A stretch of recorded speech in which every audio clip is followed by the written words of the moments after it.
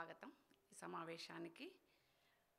ఈనాటి పుస్తకావిష్కరణ వేదిక కల్పించినటువంటి తెలంగాణ భాషా సాంస్కృతిక శాఖ మామిడి హరికృష్ణ గారికి, మహిళా భారతి సంస్థ వ్యవస్థాపకులు కూరెళ్ల విఠలాచార్య గారికి మొదట ధన్యవాదాలు తెలియజేసుకుంటున్నాను. ఈ వేదికను నా ఆహ్వానాన్ని మన్నించి ఆత్మీయతతో ఇక్కడ వేదికను అలంకరించినటువంటి పెద్దలందరికీ కూడా ధన్యవాదాలు. ఆడపిల్ల అని అలమరికలు లేక ఆత్మీయతను పంచి ఆత్మస్థైర్యంతో ఎదిగే విధంగా చదువు, సంస్కారము, విలువలతో నాకు ప్రాణం పోసి పెంచిన మా అమ్మా నాన్నలు వకులాదేవి, వెంకటాచార్యులకు పాదాభివందనాలు. మా తోబుట్టువులు శ్రీభాష్యం మొత్తం కుటుంబానికి అందరికీ కూడా నా ధన్యవాదాలు, ఆత్మీయ వందనాలు. పందిరి గుంజలకే పాండిత్యం అబ్బును అన్న రీతిన సకల కళా సంపన్నమైన నా జన్మస్థలం కిలాషాపురం గ్రామానికి దీవెనలందిస్తున్న షాపురం వెంకటేశ్వర స్వామికి అభివందనములు. అత్తింట్లో మమేకమయ్యే విధంగా ప్రేమతో పరిస్థితులను పంచినటువంటి నా ఉత్తలూరి కుటుంబ సభ్యులకు మరియు పిసిపాటి కుటుంబానికి నమోవాకములు. మా బావగారు అగ్రికల్చర్ డైరెక్టర్గా రిటైర్ అయ్యారు, వారు ఇక్కడే ఉన్నారు ఈ సభలో. వారు తర్వాత అంతా తానై, అన్నిట్లో తాను నా తోడుగా ఉంటూ జీవన గమనంలో నా తోడుండి నడిపిస్తున్న మా శ్రీవారు ఉత్తలూరు శ్రీ అశోక్ గారికి, ప్రేమ ఫలాలైన నా పుత్రికలు అలేఖ్య, అభిజ్ఞలకు నా ప్రేమాశిస్సులు. వృత్తి ధర్మాన్ని సహనంతో నిబద్ధతతో నిర్వర్తించడానికి సహకారం అందించిన పిసిపాటి శేషాచలం గారు, శ్రీలక్ష్మి అత్తయ్య మామయ్యలకు, నా ఈరోజు సభకు విచ్చేసినటువంటి సహా అధ్యాపకులకు, నా గురుకుల సంస్థ అధికారులకు నమస్సుమాంజలి.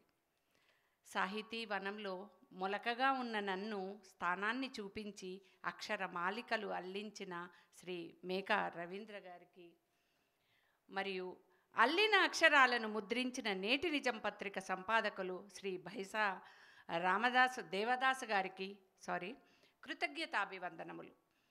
నా కవితలను, రచనల్ని ప్రోత్సహించి పదుగురికి పరిచయం చేసిన గణేష్ పత్రిక, బహుళ అంతర్జాతీయ పత్రిక, అక్షరయాన్, అక్షర కౌముది, తేజ ఆర్ట్స్ క్రియేషన్, మహిళా భారతి, తెలంగాణ సాహిత్య అకాడమీ మొదలగు సాహితీ సంస్థలన్నిటికీ కూడా ప్రత్యేక అభివందనములు.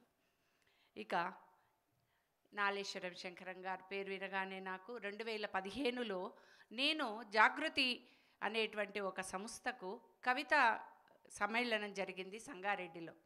అక్కడికి వెళ్ళినప్పుడు సార్, నేను ఒక కవిత ఇందాకే వెళ్ళాను, 8వ తరగతి చెప్తున్నానప్పుడు ఒక కవిత తీసుకొని రాండమ్మా అని చెప్పి కవి సమ్మేళనానికి అన్నప్పుడు నేను ఏ కవిత రాయాలా అని ఆలోచిస్తూ మా ఊర్లో అడుగుపెట్టింది మొదలు ఆ ఊరంతా తిరిగి రాసిన కవితనే ఈ తనబిలో పొందుపరిచాను. అప్పుడు చదువుతున్నప్పుడు సార్ ఏమన్నారంటే, అబ్బా తెలంగాణ విన్న తర్వాత వినసొంపుగా ఉంది అని ఆ రోజు సార్ అన్న మాటలనే నా పదాలకు ఊపిరొచ్చాయి. ఆ రోజు నుంచి ఈ రోజు వరకు శంకరం గారితో నాకు ఎంతో, అంటే ఏ అనుమానం రాని, ఏ సాహితీ సందేహాలు రాని సార్ను అడుగుతూ ఉంటాను. అలాంటి అనుబంధం ఏర్పడింది. అలాగే గ్రంథావిష్కర్త నందిని సిద్ధారెడ్డి గారు. సిద్ధారెడ్డి గారు వినగానే తెలంగాణ వస్తే ఏమవుతుంది, వస్తే ఏమొస్తుంది అని వివి కాలేజీలో ఒకసారి మాకు జాతీయ సదస్సు జరిగింది. ఆ సదస్సులో సారు మాట్లాడగానే నేను చాలా ఇంప్రెస్ అయ్యాను. తెలంగాణ వస్తే ఏమొస్తుంది, తెలంగాణ పదాలు చక్కగా నా నోటి నిండా మాట్లాడుకోవడానికి వస్తుంది, నా పెన్ను నిండా నింపి అక్షరాలు రాయడానికి వస్తుంది. అంతకన్నా ఇంకా కావాల్సింది ఏముంది? అంతకుముందుకు సిటీలో ఎంఏ చదవడానికి వచ్చినప్పుడు కోటి ఉమెన్స్ కాలేజీలో నన్ను ఊరు ఆమె అని చెప్పి నన్ను బనాయించేవాళ్ళు.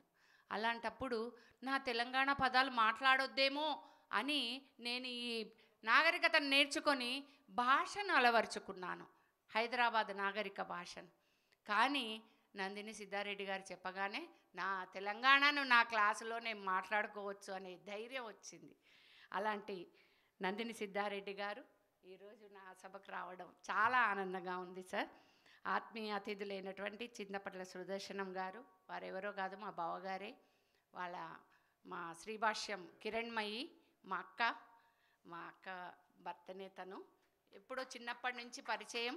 నా పిహెచ్డి మొదటి అధ్యాయం రాసే ముందు నాతో శ్రీకారం చుట్టించిందే బావ. అలా నా పిహెచ్డి నేను పూర్తి చేసుకున్నాను. ఇది ఒక గొప్ప నా తనబ్బి ఆవిష్కరణ సభకి విచ్చేయడం ఇది చాలా ఆనందంగా ఉంది. అంతేకాకుండా నేను ప్రతి దాంట్లో కూడా రాసిన ప్రతి అక్షరంలో ఈ తన ఆత్మీయత అభినందనలు తెలిపి ఇవన్నీ కూడా నా అక్షరాలను నా కవితల భావాలను ఆవిష్కరించడం ఇవన్నీ కూడా నేను దాసోజు పద్మావతి గారి దగ్గర నేను నేర్చుకున్నాను. 2015 నుంచి నా ఆత్మీయ మిత్రురాలు నన్ను సవరించుకుంటూ నన్ను చేయి పట్టుకొని, నేను నడవడం నాకు వచ్చు, అయినా కూడా ఏ మార్గంలో నడవాలో నా వేలు పట్టుకొని నడిపిస్తుంది నా మిత్రురాలు దాసోజు పద్మావతి. అయితే ఈ పుస్తకానికి ముందు మాటను అందించినటువంటి నా కవితల భావాలను ఆవిష్కరించినటువంటి శ్రీ ఏనుగు నరసింహారెడ్డి గారికి, శ్రీ ఏ కృష్ణారావు గారికి, నా ప్రియమిత్రురాలు దాసోజు పద్మావతికి ధన్యవాద నమస్సుమాంజలి. నా తనబ్బి. ఇక ఈ పుస్తకానికి వస్తే ఈ నా తనబ్బి గురించి ఇంతమంది వక్తలు చెప్పారు. మీరు తినబోతూ రుచి చూడడం ఎందుకు, నా పుస్తకాన్ని చదవండి. కాకపోతే నాలో భావన ఏంటంటే నా తనబ్బి ఒక మనోపేటిక. ఈ పేటికలో తలుచుకున్న భావాల అక్షరాల ఆకృతులు ఎప్పుడు ఏ తలపు వచ్చినా ఈ తలపుల లోపల దాచుకున్న తలుపులు కూర్పులు. దీనిలో బంధాలు అనుబంధాలు సంబంధాలు ఉన్నాయి. మా నాన్న తనబ్బి ఎంత ప్రత్యేకతనో నా ఈ తనబ్బి అంత ప్రత్యేకతమైనది.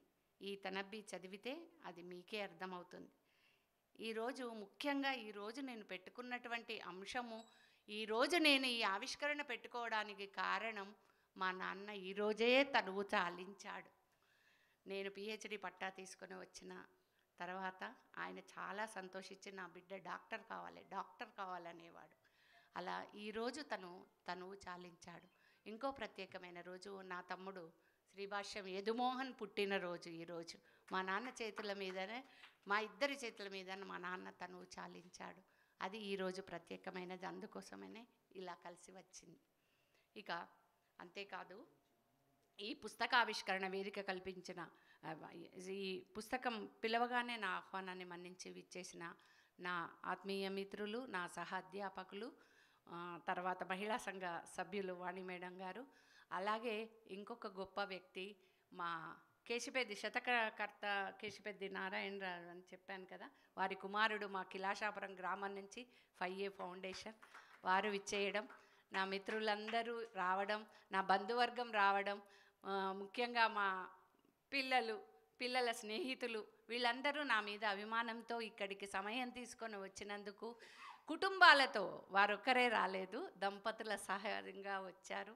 మీ అందరికీ కూడా వేవేల నమస్సుమాంజలు అర్పించుకుంటూ ధన్యవాదాలు ఇంతటితో ముగిస్తున్నాను.